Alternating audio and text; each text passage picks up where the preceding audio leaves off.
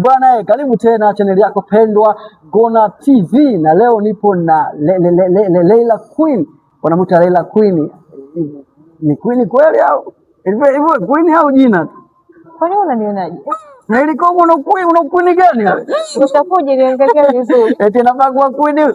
Nafaa kabisa. Samahani lakini. Okay, sasa kitu kikubwa tunachotaka kukifanya kwa namna moja ama nyingine kupitia kipindi hiki cha The Plug Campus Tour, kipindi ambacho kinaangazia masuala kede ndani ya Tanzania.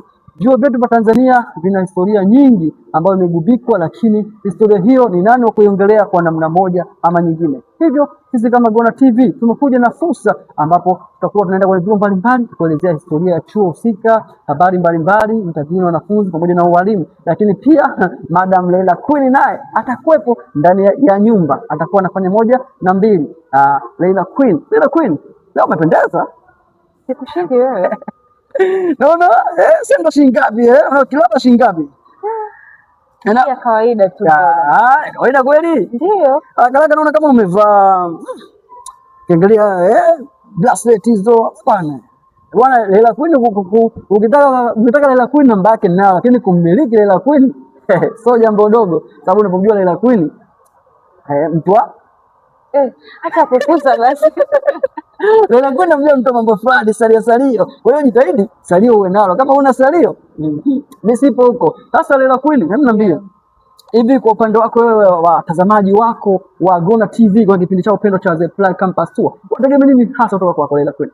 Kwanza kabisa wanatakana wategemee mambo mengi zaidi ambayo tunapanga kujifunza, yale tunayajua na ambayo hatuyajui tutajifunza kupitia watu wengine ambao wapo katika jamii yetu wanaotuzunguka. Hata tumelenga wanafunzi wa vyuoni ambao wataweza kutuelezea mambo kadhaa ambao wanayapitia au ambao yapo katika vyuoni, na sisi wengine tujuze ambao hatukuwahi kufika maeneo haya tuweze kujua ni nini hasa kinaendelea. Kwa nini hiki kipindi Leila Queen kimelenga wanachuo ikiwa kuna wanafunzi wa shule za msingi huko sekondari? Kwa nini mimi moja kwa moja Gonna TV imelenga kwenye chuo? Unaweza kuambia watazamaji?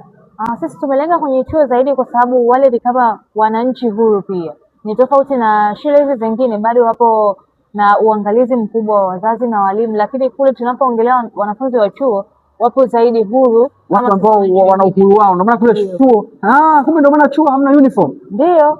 Unajua nikali kajiuliza hivi kwa nini chuo watu hawavai uniform? Kule kila mtu anavaa swaga, ndio kaja na miwani yako, chuo fresh tu. Kumbe ndio maana nyinyi Gonna TV mkamua muangalie kwenye chuo sababu ni watu ambao wako huru, si ndio? Ndio. Okay.